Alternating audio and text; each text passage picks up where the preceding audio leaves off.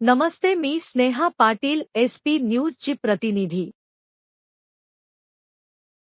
उरण येथील यशश्री शिंदे या तरुणीची हत्या करण्यात आली आहे.